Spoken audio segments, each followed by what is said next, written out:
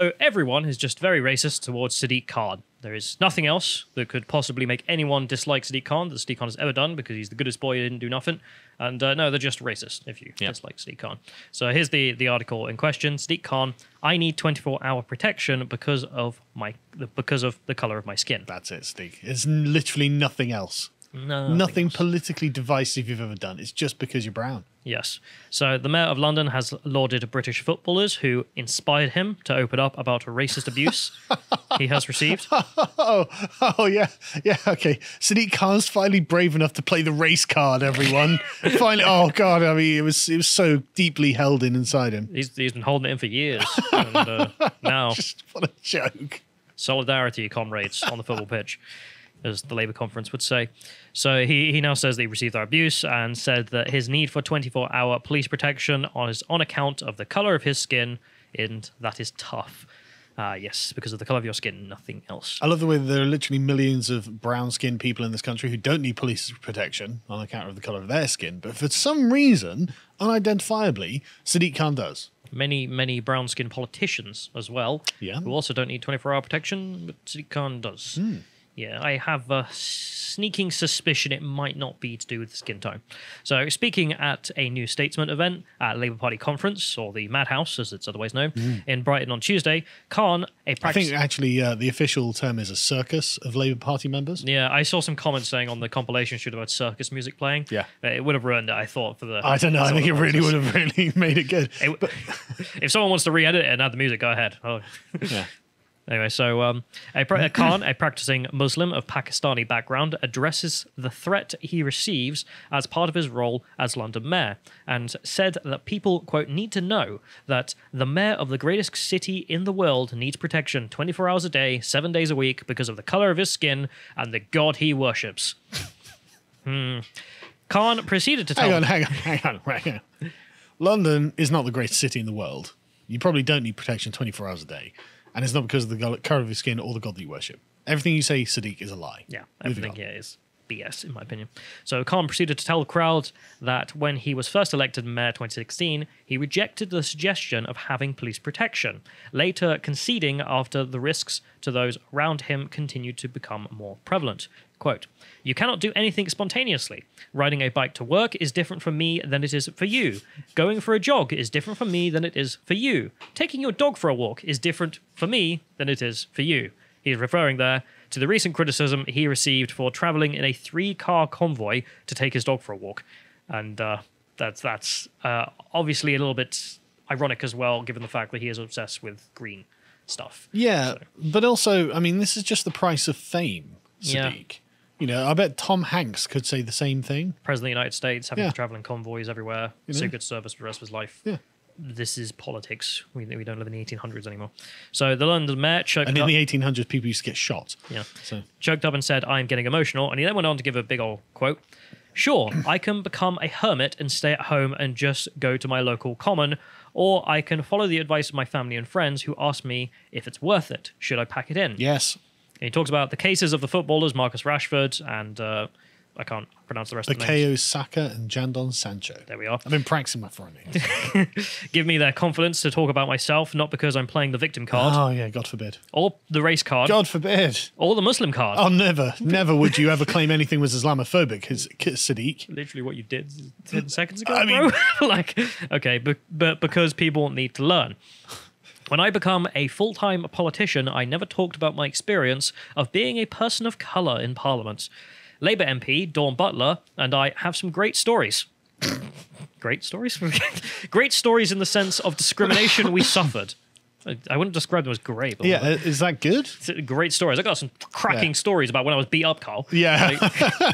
Whatever. So, actually, that probably is a good story. And we didn't talk about it much. We were keen to encourage others to be MPs, for others of different backgrounds to become politicians.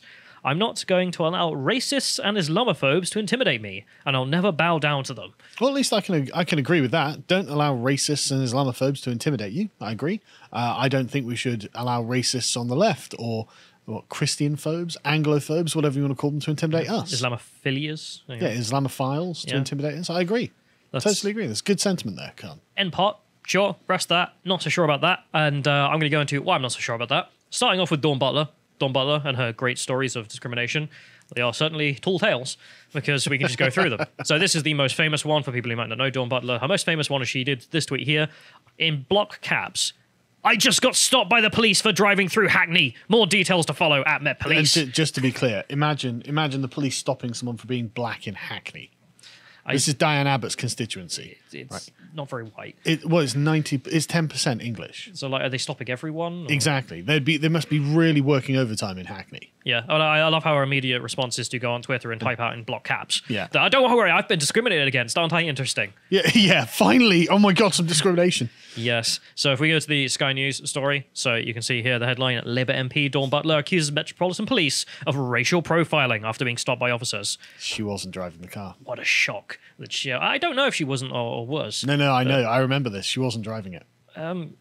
We'll have to look at the pictures in a minute. I'm sure she wasn't. But the quote in here, she said police officers stopped her black male friend who was driving a nice car and questioned her while she was in the passenger seat. Yeah, see? She wasn't driving. That's what she said. But then she took a video of it. Right. And none of that seems to be true.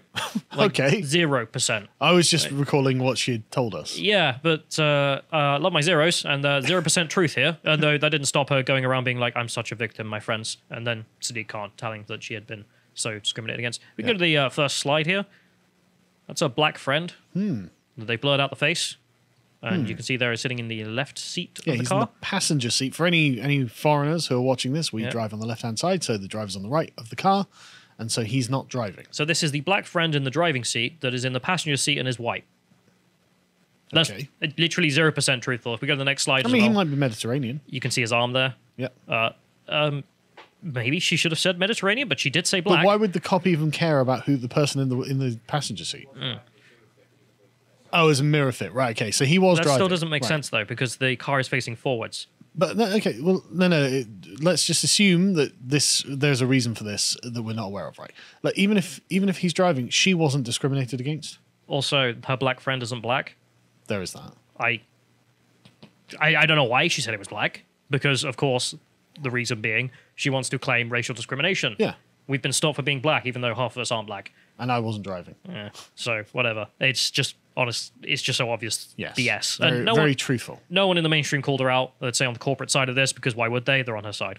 So anyway, let's get back to Sadiq, the man who has no reason for being disliked, but his skin is his god. No other reasons whatsoever.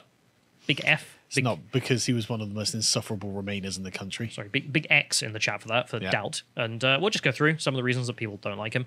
And here's the first one. Sadiq Khan, verified checkmark. As mayor and a proud European, I am clear EU citizens will always be welcomed in London. Proud European. This is in the era of treason, in which the left and the Remainers were trying to overturn the Brexit vote, regardless of how you feel about it. The idea that you would overthrow the entire thing is a treasonous act against the people of Britain. Against democracy. And Sadiq Khan was all for it. But this is, I'm hearkening back to how the king that we put on trial was tried for treason against the people of England. And yes, exactly the same. Yes. I don't care how you justify it. What you did was obviously treasonous. But also claims himself as a proud European, because of course he does. If we go to the next one, there's some more reasons, of course, that people don't like Sadiq. This is one of them for me. Oh, yeah. I forgot the fireworks. I had the BLM fist. Yeah. So this Nothing divisive about that, Sadiq. So this is a London... Taxpayer money being used for partisan political causes. Nothing. Yeah, so this is a firework event in London that the taxpayers have to pay for, and also ticket goers to this event. And he and his friends decided to hijack it for BLM because, well, that's what the kind of people they are, aren't they? It is. You can never have civil society, can they? So let's play the first clip to remind ourselves of this.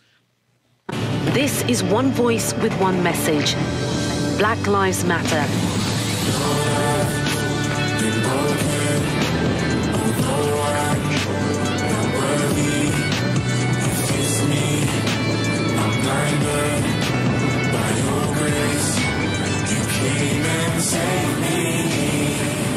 I mean, as a statement of ideological dominion over London, it's pretty bold. A bunch of fists. Yeah. If it was a bunch of swastikas, I'd be like, wow, it looks like Nazis have taken over London. And so if it's a bunch of critical race theorist fists, it's like, okay, well, a bunch of black supremacists have taken over London. I love the imagery, though, of like just iron fists like roaming London.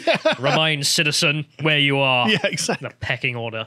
But, It's unacceptable. but of course, hijacking any event for his own race nationalist purposes he could think of, apparently, even though he's not part of that. But I guess he's a person of color now. It's all intersectional, All intersectional, yeah. So there's that. But if we carry on from this, there's also some other hijacking BLM stuff here. So Guido being a great archive of things like this, so I thought I'd use them. See the first one here. Sadiq Khan, £100,000 for Black Lives Matter group behind police station blockade. So he gave £100,000 of taxpayers' money to this group, who then went on to siege a police station for BLM. I can see shock. why people are annoyed with you, Sadiq. No, it's just because he's brown. There's no other reason to ever dislike this. There's perfect nothing you've angel. done, Sadiq. Not pissing away people's money. We got the next one, because there's also the fact that he hates the history of the country, and you can see by one of the people here. Well, he's a proud European. He's probably identifying. In fact, me and Bo did an epochs on the 100 Years' War today. We'll carry on doing a few more because we didn't get through it all. And he's probably identifying with the French, being like, those bloody English defeated us again. So this is a staffer of his. So Sadiq Khan's housing design advocate spent her Sunday morning complaining that Georgian-style architecture is starting to look offensive because it harks back to oppression and colonialism. Yeah, based. Yeah, stuck up. I love the unique thing about English Georgian architecture as well. That window at the top there. Yeah. It's bricked up. Yeah, why? Because of the window tax. Yeah, I thought that was going to be it. Yeah. So for anyone who doesn't know, they had a tax on the number of windows you had in your house. So people were like, right, okay, we'll brick that up then. Yes. Paying less tax. So, see? Interesting part of English history. Yeah.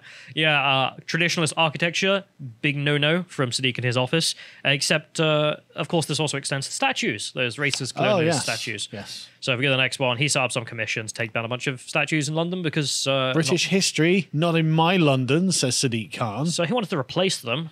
This is one of his replacements. Go on. Today, Khan defended the impending erection of a fourth plinth statue of Chiliwabe. I don't know how to say that. An anti-colonial activist in Nasiland who ordered the decapitation of William Livingston in front of his children. Ah, what a hero. Oh, freedom Traditional British hero. I can see why Sadiq Khan would put a statue of him up in London. Sadiq's statue commission claims it wants to, quote, reflect London's achievements and diversity. Sorry, is beheading William Livingstone in front of his children one of London's achievements, is it? It represents the diversity. So it's the part and parcel of modern London. Yeah, it's so comical. It really, you know, what comes to mind immediately is Lee Rigby being beheaded in London by, let's say, the diversity. It's only a matter of time until Sadiq Khan puts a statue up to Michael, whatever his name was. Yeah. Oh, God. Look, he gave us Quranic quotes for doing it. You can't argue he's not a real Muslim. I bet you don't have the Quranic quotes for everything you do.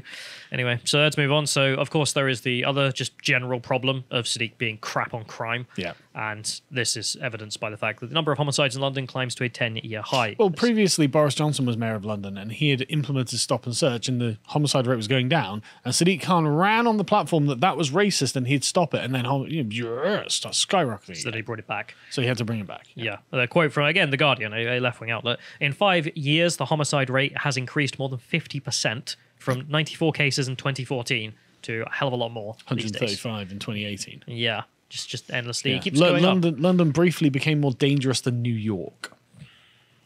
Wonderful. Wonderful man. No reason they dislike you, Steve, except your skin tone, of course. But let's talk about his God as well. Let's have a chat about this. I'm already getting the vibe that this might be Islamophobic, Callum. I think it's factual information. And if that factual information is Islamophobic, that's a problem for him. So this is, of course, full fact here. Sadiq Khan's former law firm did consult on the defense of someone convicted in relation to 9/11. Oh, yeah. He was a lawyer for terrorists in the early 2000s. He was consulted on this 9/11 chap and helped defend him. Yes, and then we elected him to the Parliament, and then as Mayor of London. Yeah, this wasn't the only thing during his campaign that came out that was suspicious. So if we go to the next one as well, you have the campaign at the time. So Tories step up attacks on links to Sadiq Khan's extremists. What were they? So minutes after David Cameron joined the attack on Wednesday by claiming Khan was close to a South London cleric, Suleiman Ghani, who supports, quote, Islamic State. He supports Islamic State. Right, okay. Team Zach circulated a dossier alleging Khan's links with convicted terrorists, homophobes, anti-Semites, and hate preachers. Khan's side dismissed it as, quote, desperate dog whistling. What, to people who don't think the Islamic State is good? You're just dog whistling to those people who don't support jihadis. I think it's just a whistle. I don't think many people don't know about Islamic State. But like dog whistling to who? Not my people who don't so much care People about who such things. oppose anti-Semitism and homophobia and hate preaching. Not the Labour Party.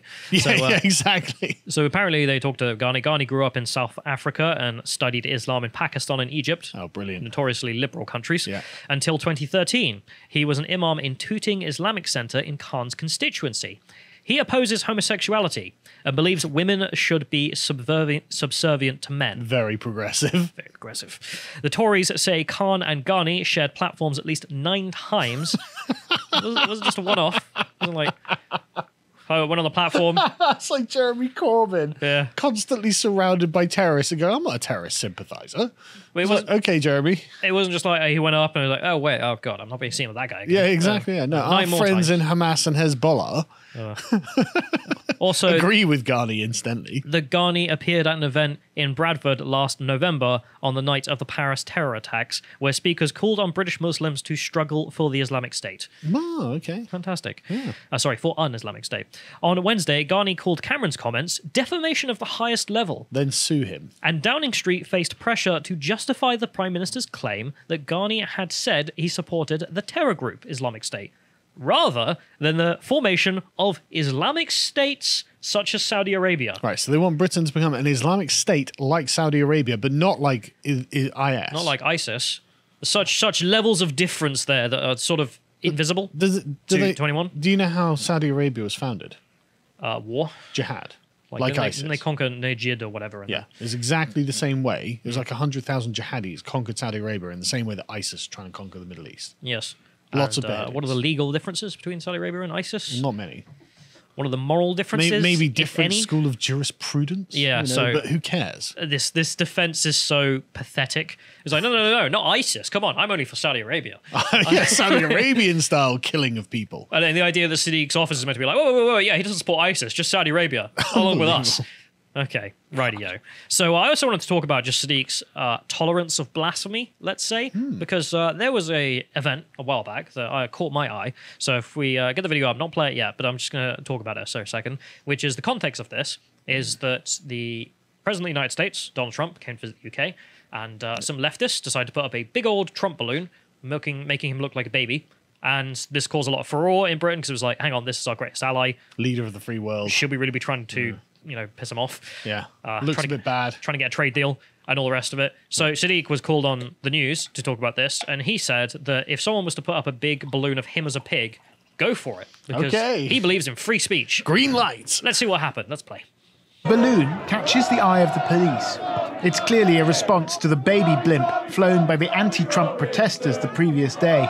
Would you have endorsed an image of you depicting you, for argument's sake, as a pig, which would be very offensive to Muslims? Would you have endorsed that? If it's peaceful and if it's safe, yes. Really? So you wouldn't mind if there's a I'm giant 20-foot caricature of you as a pig flying over the Houses of Parliament, which is the centre of our democratic power in this country, you would endorse that? If it's peaceful and if it's safe. Look, I can't be the censor. It's not for me to decide what's in good taste or bad. But the police decide that Peppa Pig crosses a line. They took the pig away. Yeah. I actually saw that event as well, and it was pathetic. So Yeah. there's the tolerance of blasphemy. It just doesn't. You can have the Trump blimp all you want, but a thing which Sadiq Khan said could happen, the lady presumably saw that on the news and went, all right then, took it down and had it taken away from her. Yeah. So let's keep going to talk about other things, because there's a lot of other things that people don't like Sadiq for. And here's another one. So Sadiq Khan's new mask law. So on London transport. So the government's impending end to face mask laws faces a major upset today as Sadiq Khan intervenes to force a mask-wearing mandate on all Transport for London services. Why?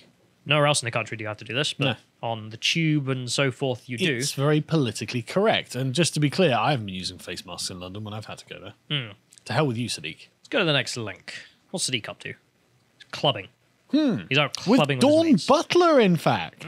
What a Not social coincidence. distancing, not wearing their masks. Yeah. Can we get really makes you think. that fourth image up just to make it a bit bigger so everyone can have a lovely little look there? I mean, come on. This was literally described by Dawn as they went out clubbing together for a Jamaica event. Just, okay. Same time, this man enforces a mask mandate. I'm just saying, Sadiq, you're a giant hypocrite, and there's no other reason people would hate you other than the fact you're brown. Yes, totally to do with your skin tone, Sadiq. No other reason to ever dislike you. Anyway, so let's end up with the last thing here. So if we go to the next one. So there's also just his stance on free speech. If the blasphemy stuff wasn't enough for you, the London Assembly is boasting about passing a motion yesterday that means that it is official GLA policy to, quote, persuade the social media giants to ban all anonymous accounts, as these fuel people's feeling of impunity, freeing them to be abusive online. Well, if there's one thing we don't want is people having the impunity to feel free. Yes, so My God. people posting anything online without Peasants. their, name attached, residence, blood type. I don't know what the hell else he wants from you before you can presumably sign into Twitter. employment status and things like this. Yeah, what is national insurance number? Yeah. You got to list it all in. Yeah. And then you got your wonking license, which you'll have to buy,